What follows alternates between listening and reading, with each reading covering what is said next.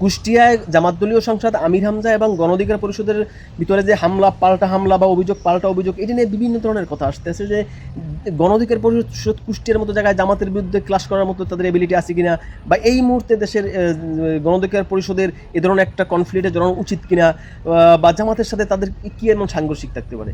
Actually এটা কোনো সাংঘর্ষিক ঘটনা না, বা এইটা কোনো আপনার মারমুখী ঘটনাও না। আর গণ অধিকার পরিষদের কুষ্টিয়াতে ওই পরিমাণ ম্যান পাওয়ার নাই যে তারা জামাতের সাথে ফাইট করবে। এগুলো হচ্ছে তাদের জোটের যারা শরিক আছে, বিভিন্ন জোটের যারা, এটা একটা ডিজাইন বা একটা অ্যারেঞ্জড একটা ঘটনা।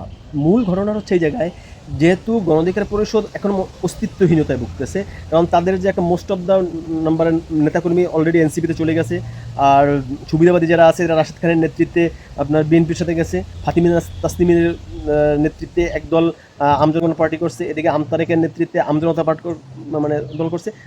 দল বলতে আসলে অনম্যান শো বিপিনুর একাই। তো এখন আলোচনায় আসার জন্য বা লাইমলাইট পাওয়ার জন্য বা কভারেজ পাওয়ার জন্য এটা একটা প্ল্যান।